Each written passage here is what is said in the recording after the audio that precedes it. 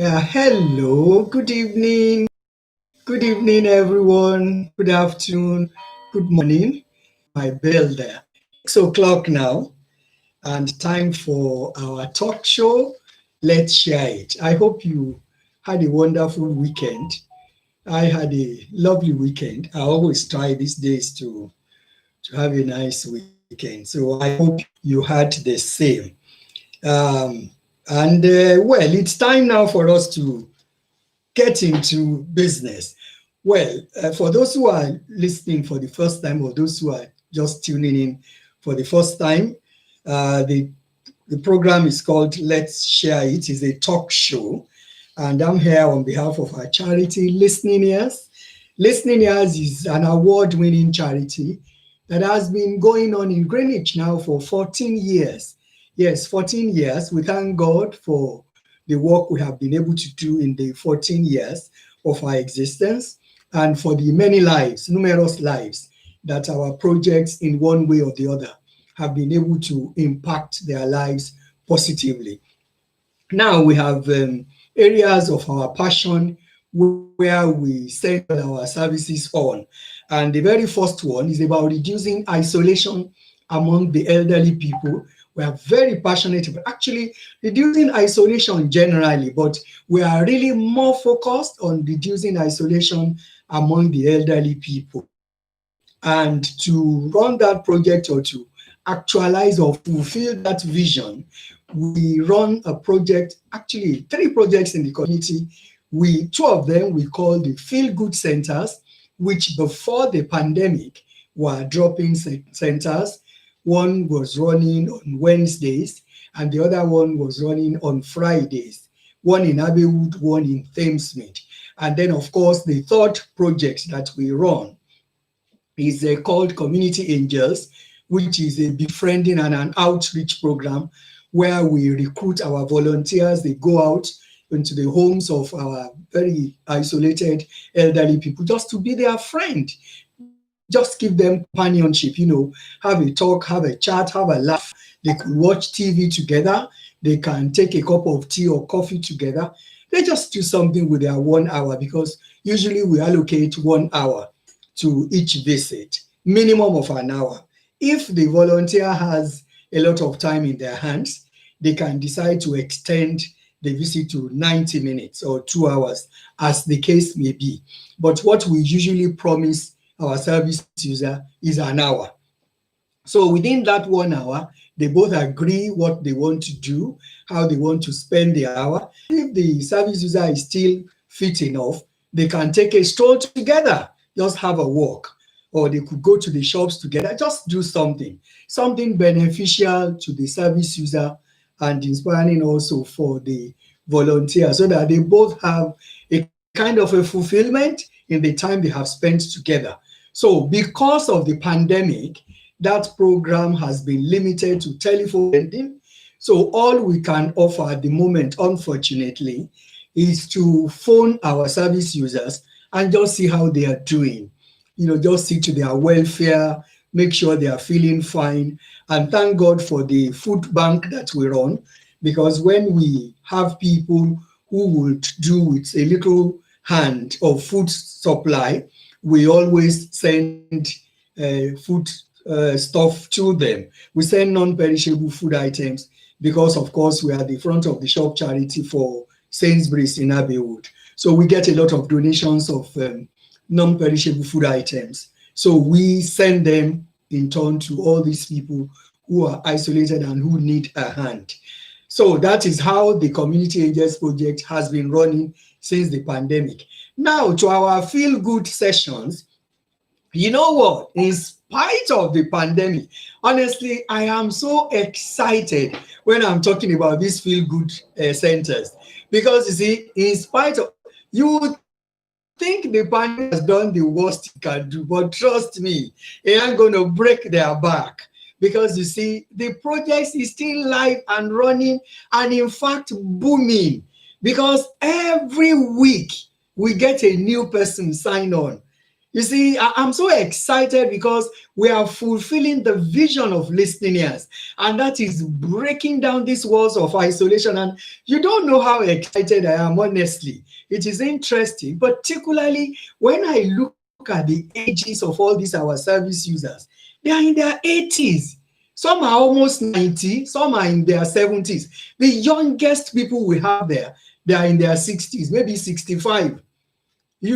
I'm probably the youngest person around there, and I'm already well over 60 as well. So you know what I'm talking about. So look at when you see people in their 80s who are now able to learn how to come on Zoom, how to do WhatsApp, how to try to do emails. I mean, it's just amazing. I'm just excited. Don't get me wrong, it's a lot of work. Trust me, it is a lot of work. But I'm excited. When you are doing something you love, when you are doing something that you are happy about, you don't seem to get tired. It's like your energy just keeps on multiplying, and that's what I feel. I mean, today, for instance, I'll tell you a gist now. I'm excited. You see, today one of the things that we are doing now, we are working in partnership with the Ravensbourne University, and we have agreed that they will come and teach IT skills to our service users. And today was our first session. Today was interesting. I'm so excited. Honestly, I can't contain us. If you know how much work I have done today, honestly, by now you would think I'll just drop on my bed and just go and relax and sleep. But you know what? I'm still going on strong because I'm excited. And guess what? Today we had 28 elderly people come online. Come on, doing Zoom. I can't believe it. It's so interesting. And I'm excited. I'm excited because when you see the thirst for knowledge amongst them when they locked on, I mean, they are so desirous. When the instructor was asking everybody, what do you hope to gain from this program? What do you intend to benefit from this training? And all of them came on. Everybody was like, I want to communicate with the world. Some of them said this is the only way to go forward now. If you can't Zoom, if you can't do emails and all that, you'll be left behind, which is true. And that is what actually informed. It was a completely different thing I wanted to talk about today on Let's Share It. But because of what I saw today, I thought, you know what, I'm just going to leave that and then we can talk about, because this is more urgent, because I want us to look into this.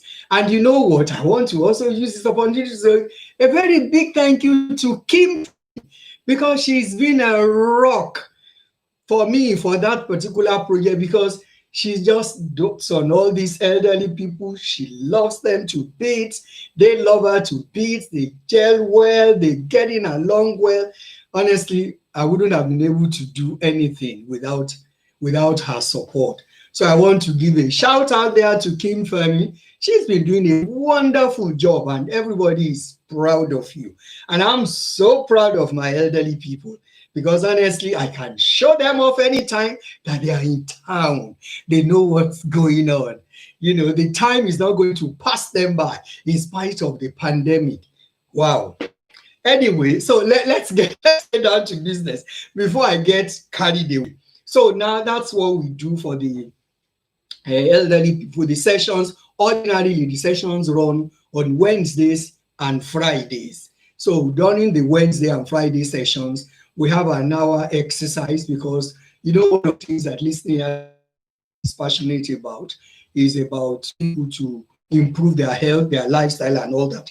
And as you know, that is actually my own professional area of calling. So one of the key do on the sessions on Wednesdays and Fridays is that we have an hour of exercise, gentle exercises. Sometimes they're chair-based exercises. Sometimes they dance. They just keep moving, actually, keep going. Because, they say you don't use it, you lose it. And we don't want them to lose any of their limbs. So we get it oiled every week by engaging them in different kinds of exercises. And I'll say a shout out to Tatiana there. Tatiana, I mean, she's just getting on beautifully with all these elderly people. They love each other, and it's just going on. So I really have to thank God, honestly, because I'm excited, because Sometimes I'm even short of words to express how I feel, how excited I am about how this project is running. So I have every reason to thank God for how the project has been run, because I would like to say humbly, it's not by power, it's not by might, but by the Spirit of the Lord, which has actually helped me, enabled me, and all the people around me who have been involved in this project. So we come to today's talk show. Today, what I want us to look at, because I sent out a few. Meanwhile, just before I get into the topic, if you want to make a phone call, maybe you want to contribute something while I'm talking, or you want to ask a question, I'll give you the phone number you can call. The number is 07554 655 695. I repeat, 0554 655 695. So if you want to make a contribution or you want to ask a question, I'm live on YouTube and I'm live on Facebook. You can either type in your question in the chat box or you give me a phone call. The phone is right here beside me. You can send a WhatsApp message. That number is also on WhatsApp, or you can send a text, or you can make a phone call. The phone is just next to me. Now, today, what I want us to talk about is Christmas in the pandemic. You heard me right, Christmas in the pandemic. You see, because Christmas is just around the corner. Tomorrow is going to be 1st of December. So that means we have 24 days left to Christmas. And I don't need to remind you that Christmas can be the most lonely time of the year for so many people under normal circumstances. Now, we are not even in normal circumstances. We are in very abnormal, unusual, unprecedented circumstances and situation, which is the pandemic situation. And in view of what is going on all over the world, because in the past 7 to 8 months now, it's been challenging, it's been difficult. Everybody have different levels of problems. But you know, each time I came here, particularly when we started, I said, listeners, we always make sure we pass across a message of hope. So we don't want anybody to feel miserable. We try to do our best on our side here as much as we can to make sure that we encourage people, we give them a message of hope and give a hand of assistance as much as we can. So I want to believe, because of us know that ordinarily Christmas time is the most lonely time for a lot of people, because that is the time everybody is getting together. So for those who live on their own, who have nobody, it is terrible. Trust me, extremely terrible. In fact, unimaginably terrible. And you see, when we started this project, I mean, when they invite me to give talk or something about isolation, I'm so thick, you can touch it. If you are sensitive enough, you can feel it. It's really terrible. But then people feel it in different ways and then in different dimensions, depending on where they are at, what is their circumstances, what is their situation. But isolation is one of the major focuses of listening ears, as you must well know. Those of you who know so much about listening ears. And for us, we do as much as practicable to be able to reduce the level of isolation. I mean, all our projects that are enumerated for you when I started the projects, they are particularly specifically set up to combat the problem of isolation in the community, particularly among elderly people and the over 50s. So today, because this Christmas is likely going to be a much more lonely, I want to get the right adjectives there. It's going to be a lonelier Christmas for many people. You see, because when there was no pandemic, Christmas was a lonely time for a lot of people, believe it or you don't. Now that there is pandemic, honestly, I feel like saying it in a hushed voice because it's pathetic. It's going to be a much, much, much more lonelier time for a lot of people. So today, I have a charge for everybody who has always cared to listen to me. And everybody who is a friend of Listening Ears, or anybody who believes in what Listening Ears is doing, anyone who agrees with the vision of Listening Ears, and anybody who has a kind of a little atom of feelings or concern for their next door neighbor, or for just the next person standing to them, not necessarily their neighbor, not necessarily somebody but just a little kind of a feeling for humanity.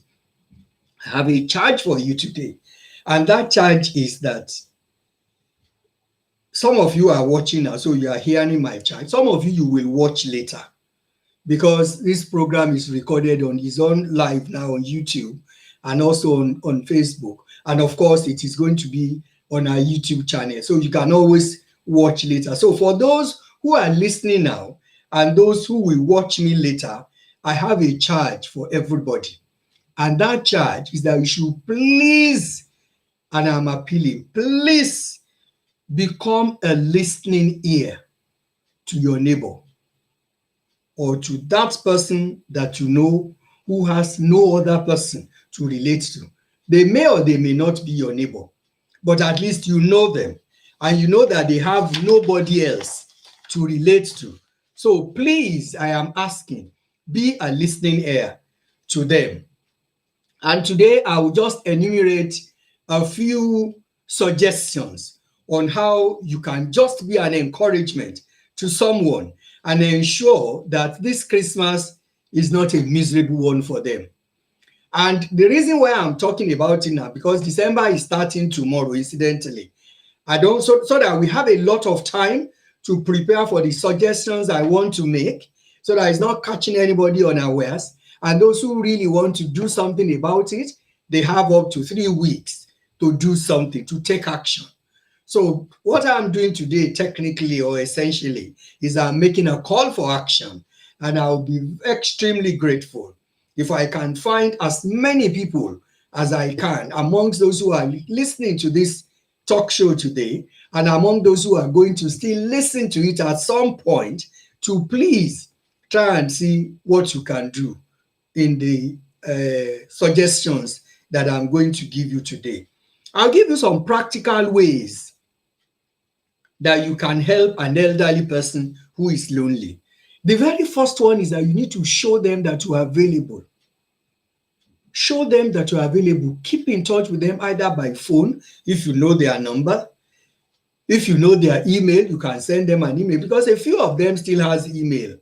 They could be, I don't even want to start to talk about what relationship they could be, but any elderly person that you know that has a phone number that you have, you could phone them, you could email them, you can knock their door if you don't have either of the two. Because you see, for me today, I want us to explore all the possibilities of what we can do. And if we can try not to look at barriers, whatever is going to be there, because to be honest with you, if we want barriers to exist, they will be there. And if we don't want them there, all we need to do is just make an effort, and they'll just get out of the way.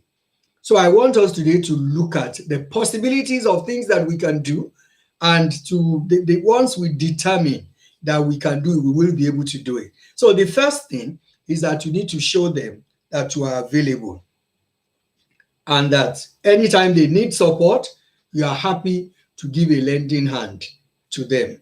Then the second thing, you can offer to take them out if the pandemic allows, because we still don't know because the one we are in now, the lockdown we are in now, is up to the 2nd of December. So we don't know what announcements we are going to get after the 2nd of December. But peradventure, they give us a freedom that people can still maintain social distance and go out. Why don't you take and make it an opportunity to invite a lonely person out, even if it is to McDonald's? Seriously, ordinary McDonald's, which will cost you under £10. Trust me, try and do it for somebody, and try to imagine what kind of smile you will bring to their faces and what kind of difference it is going to make to their lives. Under £10. So you can invite them to a McDonald's. If you can invite them to any other small restaurant, depending on what your pocket is. You don't have to do it if you cannot afford it. Today, I just want to give suggestions of what we can do. And then, of course, whatever suggestion I give tonight, we can be dynamic. We can change it here and there. The important thing for me is that please take action. Do something. Do something for somebody else apart from yourself. Then the third thing that I want to suggest, ask them how they are feeling.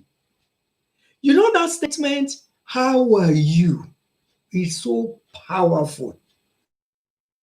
Particularly if it is coming from our inner man, you. If we really mean it, not just, how are you now? You know, if it is actual feeling that is from inside us, that we ask the person, somebody genuinely, how are you doing? And that how are you, what I mean by if it is from inside us, is before asking that question, you're actually ready for their answer. You are ready if they are not actually fine. What can you do to make them fine or to make them feel a little better? So these are things we need to consider before we say, how are you to people? You remember when they were interviewing that lady, she was saying that it meant so much to her when somebody asked her, how are you feeling? Megan, when they were interviewing her, she said, a lot of people have started, since she said a lot of people have started to see the weight of that kind of care and concern. But I'm telling you today, because I work with people who are lonely every day, day in, day out. So I know what I am talking to you about. Apart from the fact that I'm a counselor, where I understand all this, the impact and the implication of things like that or situations like that, I am talking to you from practical, personal experience. It is a very needful question. How are you? But please, we need to make sure we are asking it from our innermost being and asking that person genuinely. And then we are actually ready to lend a helping hand or to do something in response to whatever reply they give us when we ask, how are you? Yes? So the next thing is that we can enlist expert help.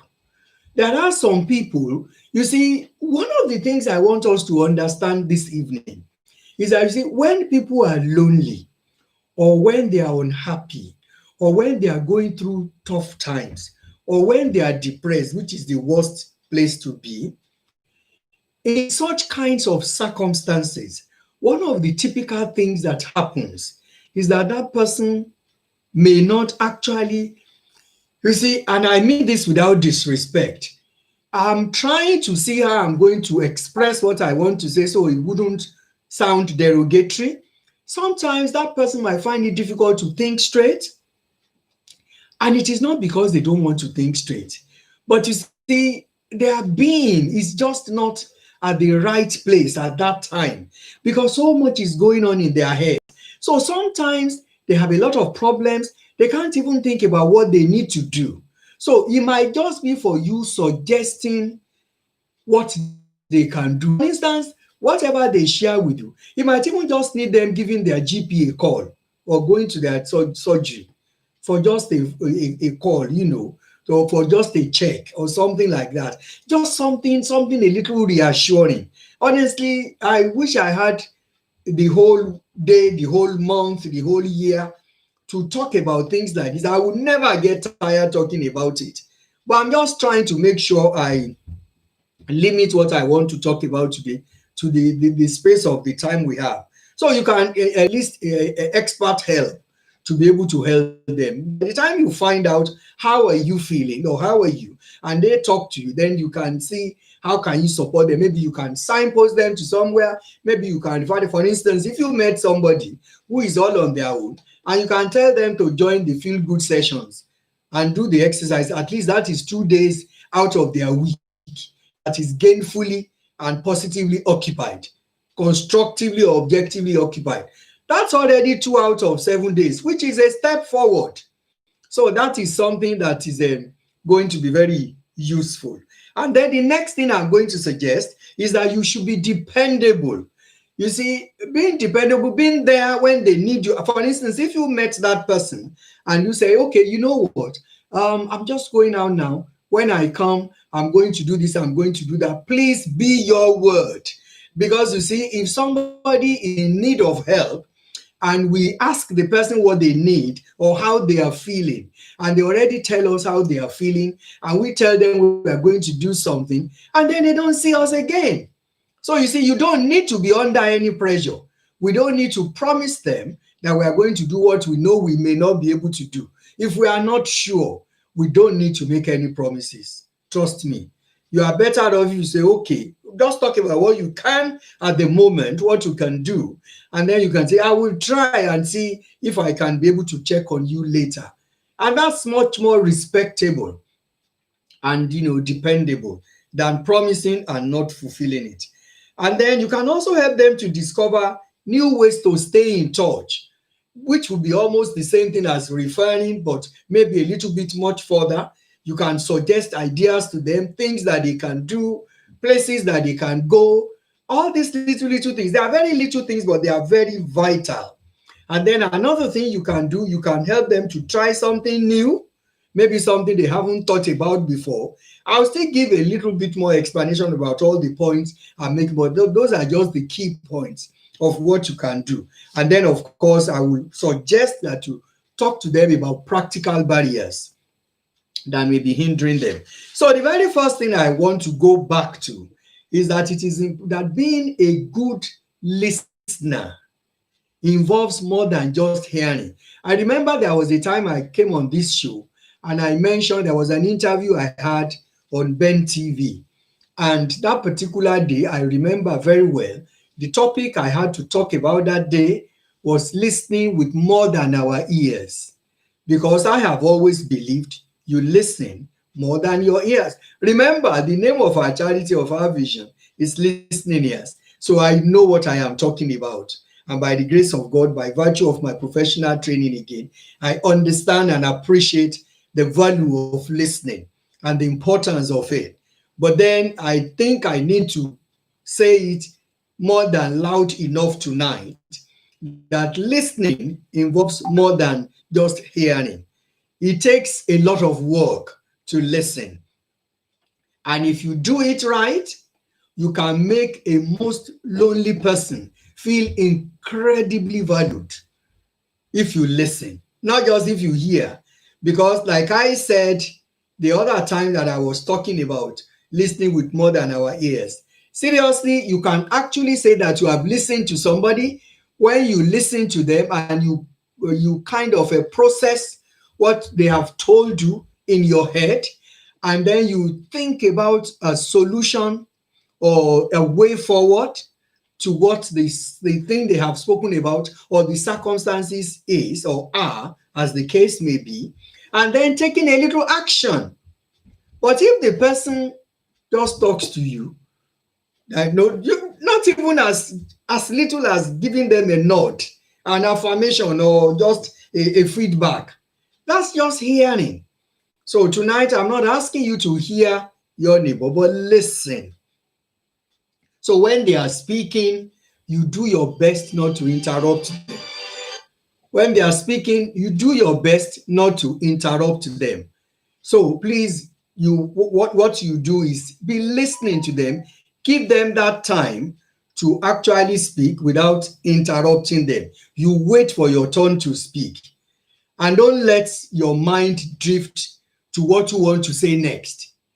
So you give them all that attention. You remain in the moment while you are listening, and then you focus on what they are saying. It's harder than it sounds. The way I'm saying it, it looks simple, but it is very hard. It is so difficult to listen without talking. You see, because particularly if we are the type who is very, I'm trying to look for the right word here. If we are the type who is very giving, if we are the type who is I don't want to say emotional, but somebody who is very caring or somebody who is very compassionate. If you are naturally compassionate, when people are talking to you, particularly if they are talking about a problem, I think it's just reflex action to want to respond while they are talking. So it is hard work to listen. It's not something that is simple at all. But if you make a concerted effort, then you listen, you give them that time, give them that space of time to think. That's why I say it is hard work. But if we can do it, then you show your interest in what they are saying through your open body language. Like you might be nodding your head, you might be looking at them straight in the eye, so that you want to give them the impression, you want to let them understand that you are with them, that you are hearing them. Let them know that their words are affecting you. Let them know that every bit of what they are saying, you are hearing it, and that you are sincerely interested in what they are saying. Otherwise, they will start to feel bad. They will start to feel that they are probably a burden on you. They will start to feel that maybe they are disturbing you. They could start to feel that maybe they're actually a pain or a nuisance. And that is the last thing you want when you are trying to support somebody who is lonely. So the bottom line for my first tip is that you be an active listener. And that gives you the power to feel important as well. Yeah, so you need to use it very well. Now, if somebody is socially isolated, they are probably not engaging in social activities that make them happy, because you see, everybody can be happy if they engage in the appropriate activities. So the listening skills we spoke about at the beginning, you bring it into bear, because when you are listening to them, you'll be able to hear. As a matter of fact, let me tell you something. When you listen actively to people, it is not only what they are saying that you will hear. Trust me, you will hear what they are not saying. Because you see, their body is also talking. Their eyes are talking. Their lips are talking. Their nose is talking. Their body language. You will hear a lot of things that is not coming out through their mouth. But you can only hear that when you are an active listener. And then, every once in a while, you can nod your head. You can say, really. You can just say things that, okay, I hear you. Things that they will know that they are carrying you along, Then in the process of that, you find out about what they like, what their passions are. If it's somebody you already knew before, obviously you might be able to know what are their passions. But if it is somebody that you didn't know, that you were just meeting, you need to find out what are their passions. What do they like doing? Do they like watching TV? If they say they do like watching TV, you can ask them what programs interest them. You can ask them if they like reading books. If they like reading books, something you can do for them, you can just buy them a book on Amazon, costing you next to nothing. Next to nothing. Because if you ask them what type of books they like reading, that is if the person says they love reading books, buy them a gift.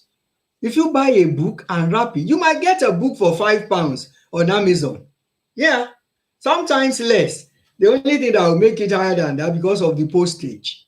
And then if you wrap it up nicely and then give them as a Christmas present. By the way, talking about that, we'll probably talk more about that next week, because one of the things that we're happy to do for people is to help them to wrap their Christmas presents. I think I'll talk about that next week. Yeah, so you can buy them a book if they like reading. You just need to connect with them with what they love to do. You ask them, what do they love to do? Especially if you do that thing unexpected. For instance, if you are buying the book, maybe when you are talking, you just say, what books do you like reading? And then the person tells you, and you ask them, oh, well, why do you like them? And things like that. And then they just keep on opening up, telling you maybe they love to read Mills and Boone, for instance. And then you already hear that. Then if you probe a little bit better, you will know what part of the series interests them. And then you don't tell them anything. You don't need to announce to them that you want to buy them a book. And then you just go online and then you get a book and wrap it as Christmas present. Trust me, you'll be amazed when you drop that present for them, that this is your Christmas present. They'll be like, what? I didn't know you were going to do. You didn't need to do that. And you say, no, it's okay. Okay. I know you will love it. When it's Boxing Day, you can open it. Don't open it now, so that it can be a surprise for them. They will love it. Trust me. So that's something you can do. And one key thing you will achieve if you do that for them is that for them, it means they exist.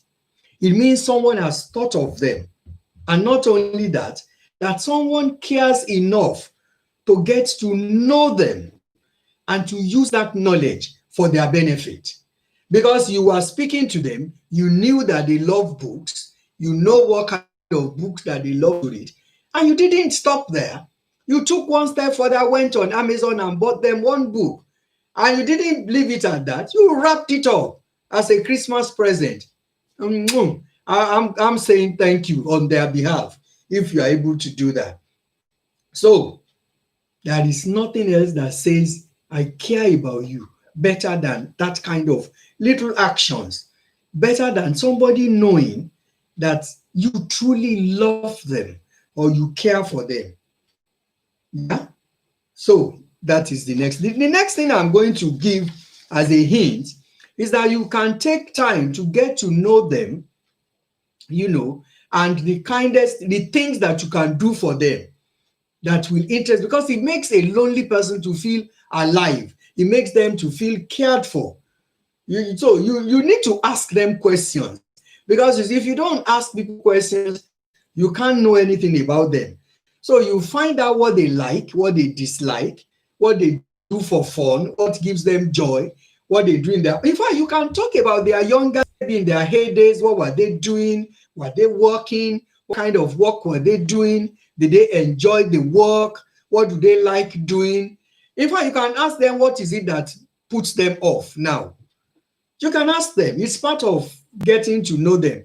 Ask them a lot of questions. Ask them things that if they have their way, they will avoid at all costs, which means you understand what puts them off and then what interests them. Let them talk about themselves. And while they are doing that, you use those active listening skills. This is very crucial. We need to remember this all through our engagement with the people. Then you relate with them where you can. For instance, I'll give you a hint about that. Today, when we were on the class, in the Zoom class training for our service users today, the guy who was training them, when everybody was talking about what they intend to benefit from the trainings, and quite a lot of the elderly people said, oh, they want to learn to do this, to do that, because their grandchildren set the Zoom up for them. But because they don't live with them, and with the pandemic and all that, they hardly come, and blah, blah, blah. Everybody was so, and then one or two, more than two or three said, oh, sometimes young people are very impatient to teach them about maybe how to do their email and all that. Immediately, that guy related to that, and he was using how he related with his own mother in terms of showing her what to do, in terms of sending emails and all that. And he was able to connect. Even me, things that I don't know, when I ask my children, sometimes, oh, they tell me, Mommy, you're supposed to know that and all that. Well, I've taught you this before. You need to. But the thing is, we are in a completely different generation. I mean, in my days, in those days, we started with the manual typewriter, imperial typewriter, and the Olympia, that you will type like that and you return the carriage. That's what we started with.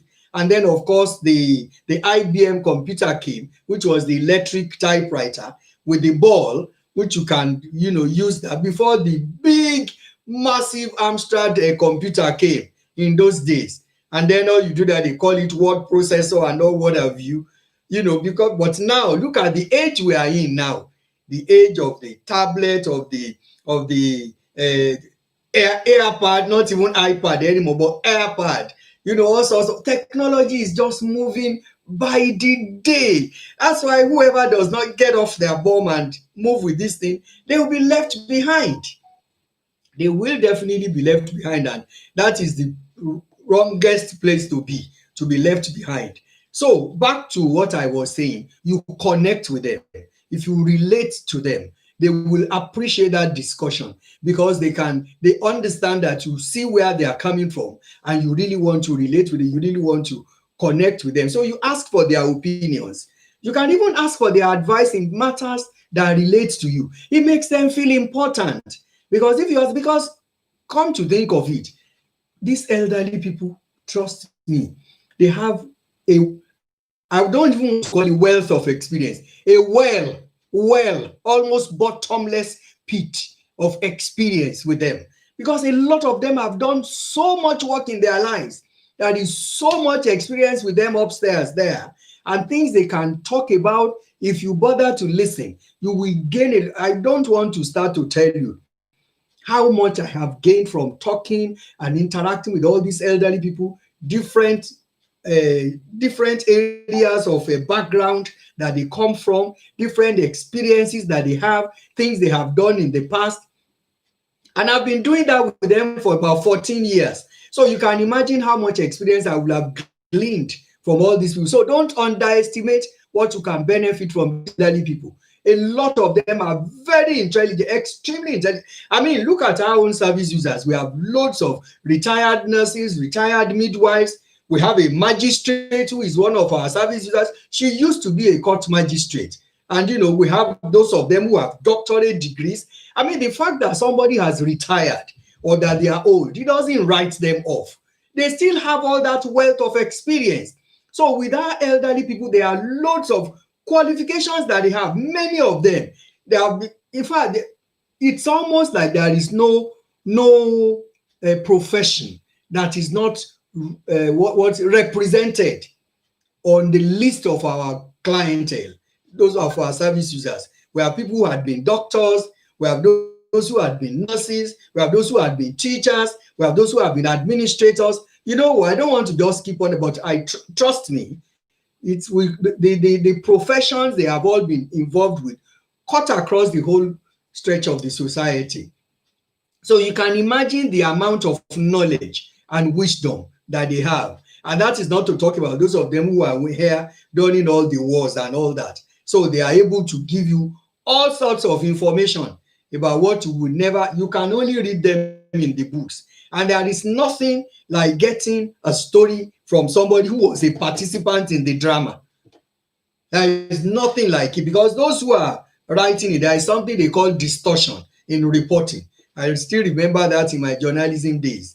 There is distortion because when somebody else is reporting, what somebody else has done or has said, there will be some distortion. No matter how little, there will be some distortion. But when you are hearing it from the horse's mouth, there is nothing like it. So trust me. So these elderly people, they have lots of experience. What we can, if we befriend them, what we can benefit from them is more than what they even want to benefit from us. Because to be honest with you, the best we can give them is just this companionship. That's all, which costs us next to nothing. But what we will get in return, trust me, I know what I have benefited from all these people in terms of wisdom, in terms of experience, in terms of knowledge, in terms of sharing. Trust me, I've been working with this for 14 good years. Every day we have new service users all the time coming from different walks of life. And trust me, I don't waste time in gleaning experience. So I don't waste time at all. Any opportunity I have to learn anything. You know what? People who are very close to me, they know if there is something that Sister T says a lot. I tell people, it's one of my favorite statements. I tell them, any day you wake up and you go to sleep at night and you cannot point to something new you learned for that day, something you didn't know yesterday, but that today, because of your interaction with somebody or your discussion with another person, this is the new thing you learned. Trust me, that day is a wasted day. So for me, I'm making the most of that opportunity, learning from all these people. Don't get me wrong, it is not easy work, because it's a lot of work to work with elderly people. You have to have extreme patience, which is fine. All of us are going to grow old one day. So the earlier we start to learn it, the better. The earlier we start to get used to it, the better for us. But what we will get in return is worth the pain and worth all the patience. Yeah? So then the next thing I will also suggest is that it's a reality for lonely people, and that is They need strong, optimistic friends. Optimistic friends. They need very strong people who are optimistic. Because you see, negativity, sadness, and loneliness, they can easily spread. So I will want us this evening to think about sadness, loneliness, and negativity as social diseases. They are just like social diseases. So you need to ensure that you are a positive influence on them, which can be a lot of work, especially if you are not a naturally cheerful person. You know, some of us are not really outgoing people. Some of us are not extroverts. Some of us are introverts.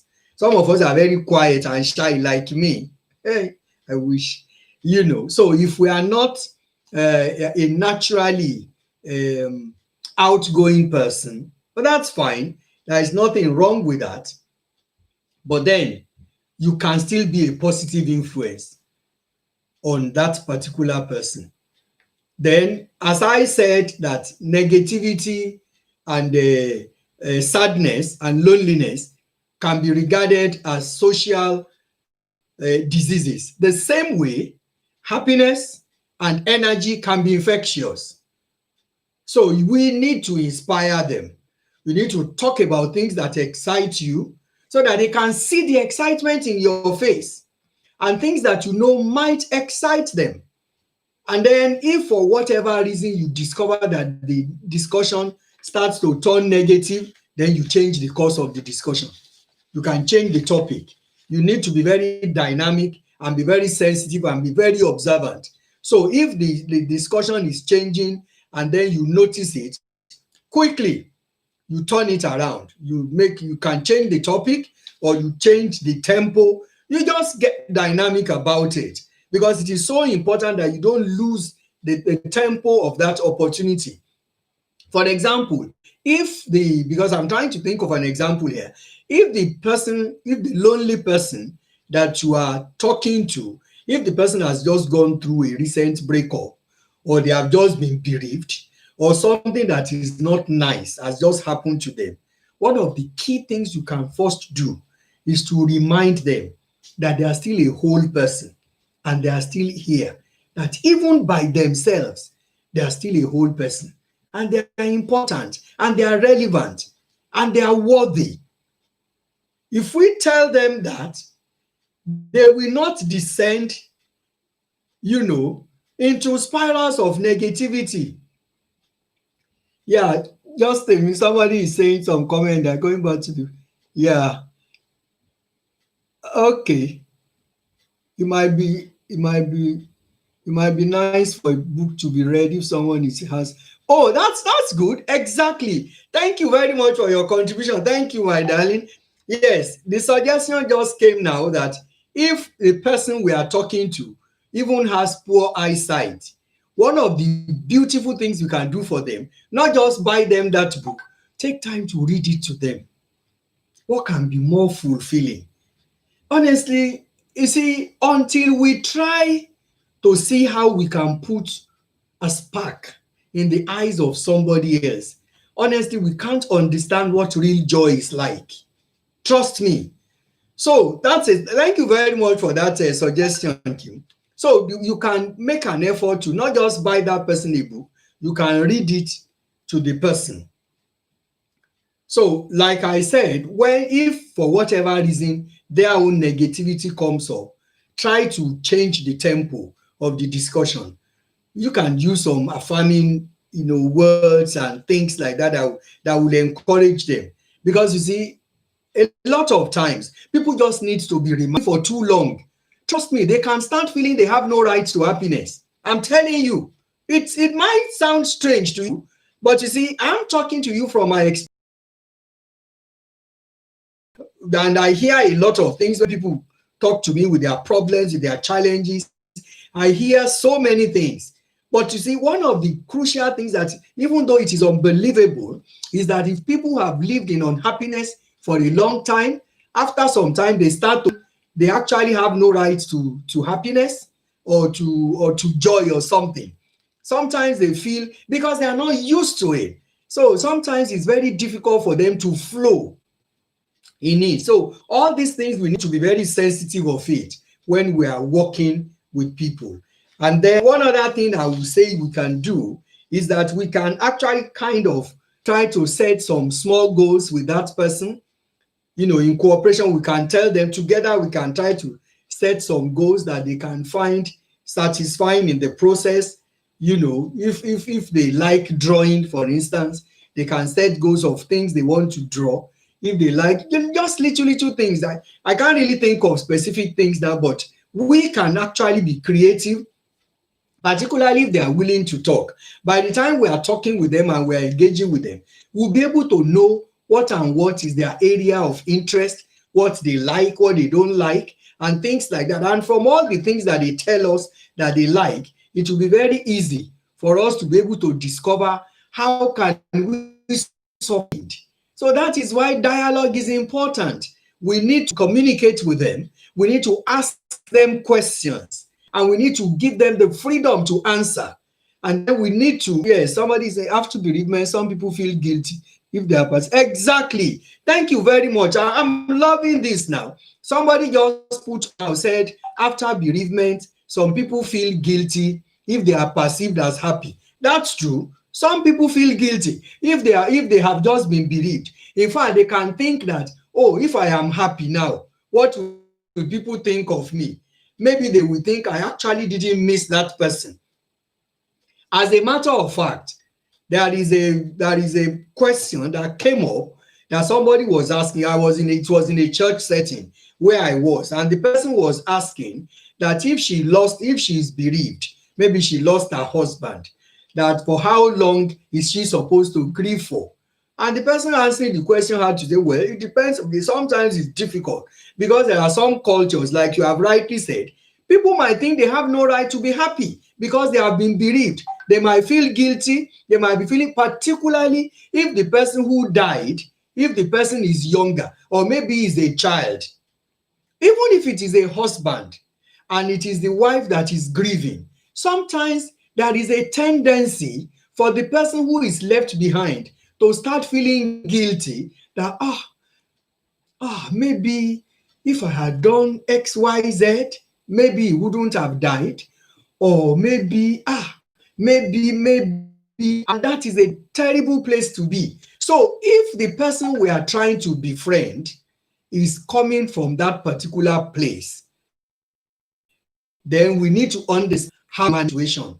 That is the more reason why we need to be talking with them. We need to be asking them questions. And one of the key things we need to remember is that our job is to help them to overcome these things. We can't do it for them, but you can offer support. You can offer encouragement. You can start with things that help them to stay physically well. You can talk to them about eating healthily. They need to do so. From there, you can help them to set their hobby. Maybe they want to, in fact, sometimes in their house, they need to give me down here on this show, and I will bore you if I have too much time to talk to you, which I don't want to do. But now, there will be too many things I want to start to tell you. You won't even know which one to do. But the important thing is for us to have it within our mind that, you know what, take a decision to help this person. I want to be of support to this person. And then you see, it is difficult for me to be able to give you a blueprint of how can you support somebody. But when you meet that person, when you interact with the person, when you discuss with the person will more often than not, they will tell you what their challenges are. They will tell you what their fears are. I feel comfortable enough. There is almost nothing they are not going to tell you. And then, like I said at the beginning of this show, if we imbibe the skill of listening, which is a very, well, I don't want to call it difficult, but it is a lot of work. It is hard work to listen to people because of those who are just joining. Thank you very much. Thank you. I can see you, my sister. Those who are just joining, because listening is hard work. It's a lot of work because, like I said, listening it transcends hearing. So you need to be there with your body. When somebody is talking with you and you are not engaging the whole of your, not yet listening, you are hearing them. And what I'm talking about today goes beyond hearing people. You need to listen to them. So like I said, you can't help them to do whatever they need to do, but you can support them, you can offer encouragement. And this not only distracts them from negative feelings, but it encourages them to form good new habits and new skills. Yes, they will form new skills. You'll be surprised at what they can do, what they are capable of doing. But because of the situation that they find themselves, that situation of loneliness, that situation of being on their own, that situation of isolation, that situation of grief, situation of mention any kind of negative situation, the very beautiful thing about them is buried in those things, and then they can find themselves again. So cheering up a lonely person can often, as you will have seen from what I have said and all I've spoken about, it might be as simple as just spending just a little time with them. It doesn't have to be all eternity, just a little time. So if you know someone who is going through a difficult time or who is on their own, please reach out. Even though they may not necessarily be grateful, sometimes people feel a little withdrawn when you offer a helping hand and they don't really know you. It doesn't matter. Persevere.